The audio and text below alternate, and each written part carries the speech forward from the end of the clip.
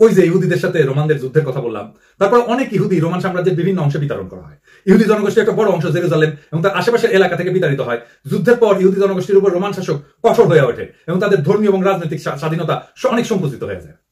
132 থেকে 135 খ্রিস্টাব্দে যে বার কোখবা বিদ্রোহ, এই বার কোখবা বিদ্রোহের মাধ্যমে ইহুদিরা সাময়িকভাবে কিছু অঞ্চল পুনরুদ্ধার করছিল, তবে রোমানরা অবশেষে বিদ্রোহ কঠোরভাবে দমন করে এবং বিদ্রোহের নেতা সিমর বার কোখবা উনি নিহত হন এবং ইহুদি প্রতিরোধের অবসান ঘটে।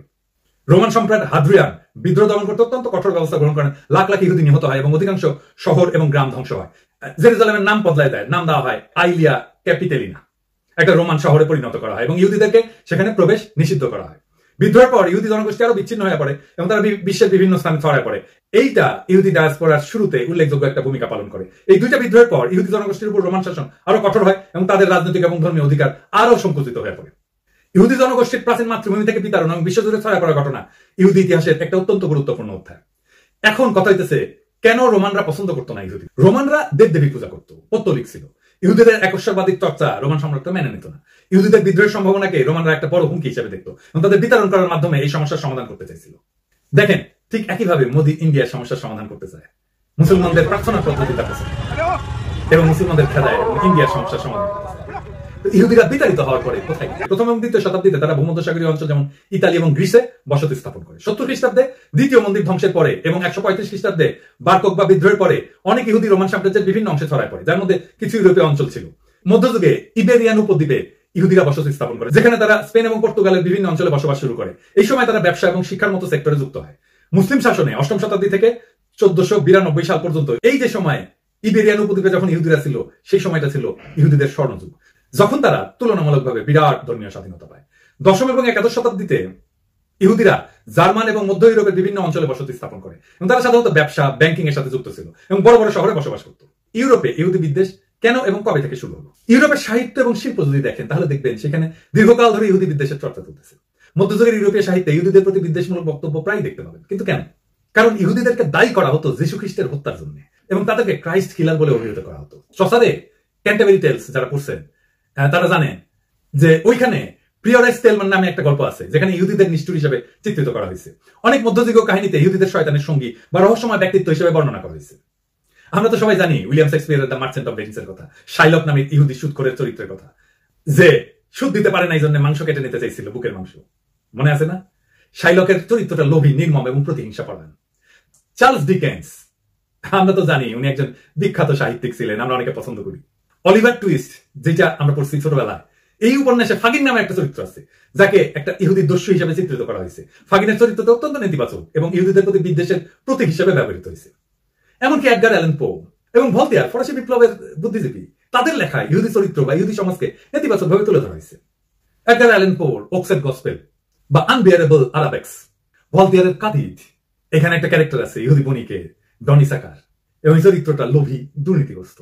ভলতেয়ার একটা বই আছে ডিকশনারি ফিলোসফি, মানে ফরাসিতে। এই বই ভলতেয়ার ইহুদি ধর্ম এবং ইহুদি সমাজের উপরে অনেক সমালোচনামূলক বক্তব্য করছে। রাশিয়ান সাহিত্যে ফিওদর দস্তয়েভস্কি, তার লেখা একটা বই আছে ব্রাদার্স কারামাজভ, এইখানে চরিত্র চিত্রণে ইহুদিদের উপরে বিদ্বেষ এবং অবিশ্বাসের ছাপ আছে। মধ্যযুগীয় ইউরোপের শিল্পে ইহুদিদেরকে প্রায়শই নেতিবাচকভাবে চিত্রিত করা হতো। অনেক চিত্রকর্মে ইহুদিদেরকে শয়তানের অনুগামী বা ক্রুশবিদ্ধ যিশুকে নির্যাতনের দায়ে অভিযুক্ত হিসেবে দেখানো হয়েছে। ওই যে গির্জার পিছনে দেখেন না, ওই যে বড় বড় দেওয়াল এবং ওইখানে কাঁচের জানালা, ওগুলোকে অল্টার পিস বলে, ওই জায়গাগুলোতে ইহুদিদেরকে দুষ্ট চরিত্র হিসেবে চিত্রিত করা হয়েছে। উদাহরণ হিসেবে বলা যায় যে স্ট্রাসবার্গ ক্যাথেড্রালের একটা মূর্তিতে ইহুদিদেরকে অন্ধকারের প্রতীক হিসেবে দেখানো হয়েছে। রেনেসার সময় অনেক শিল্পকর্মে ইহুদিদেরকে নেতিবাচকভাবে উপস্থাপন করা হয়েছে। কিছু শিল্পী ইহুদিদেরকে অর্থলোভী এবং সামাজিক অপরাধী হিসেবে চিত্রিত করছে। এল গ্রেকোর একটা বিখ্যাত পেইন্টিং আছে, এখানে দেখা যাচ্ছে যীশু খ্রিস্ট ইহুদিদেরকে তাড়াইতেছে বাড়ি দিয়ে, পিটায় পিটায়, চাবুক দিয়ে পিটায় পিটায়। আমার বইয়ে আমি এটা ইউজ করছিলাম, ওই যে এনলাইটেনমেন্ট থেকে পোস্টমডার্নিজম বইয়ে এই ছবিটা ব্যাখ্যাও করছিলাম। এই চিত্রকর্মে যীশু খ্রিস্টকে মন্দির থেকে অর্থলিপ্সী ইহুদি ব্যবসায়ীদেরকে পিটাইতে পিটাইতে বের করতেছে দেখা যায়।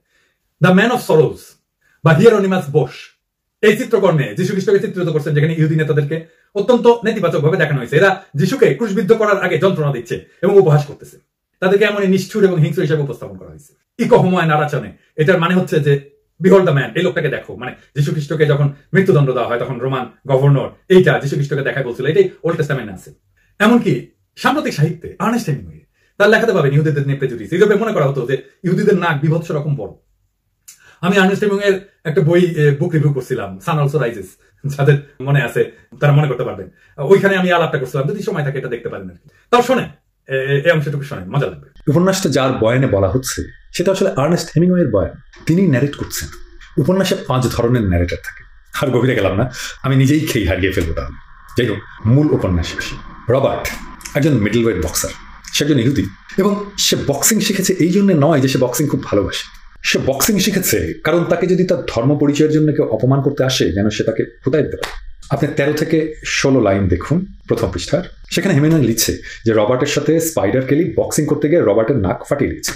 হেমিংওয়ে লিখছে, ইট সার্টেনলি ইমপ্রুভড হিজ নোজ। মানে নাক কিভাবে ইমপ্রুভ করবে? নাক ইমপ্রুভ করার মানে কি? এই যে এইবার ছবিগুলো দেখেন। ইহুদিদের নাক নিয়ে ইউরোপে একটা ডগমা ছিল, আর তা হচ্ছে ইহুদিদের বাঁকানো উঁচু নাক থাকে এবং কুৎসিত বিভৎস। রবার্টের উঁচু নাক ফ্ল্যাট করে দেওয়াতে তার ইহুদি হবার কারণে নাকজনিত যে সমস্যা ছিল সেটা থেকে রবার্ট কখন মুক্তি পেয়েছে। সাংঘাতিক। মানে ইউরোপে যে হলোকাস্ট হতে পেরেছে তার গ্রাউন্ড তৈরি করেছে এই ধরনের ধর্মগুলি, আর হেমিংওয়ে সেটা থেকে মুক্ত নয়। এখন এই যে যীশু খ্রিস্টের মৃত্যুর জন্য ইহুদিরা দায়ী, এই বয়ান কে তৈরি করবে?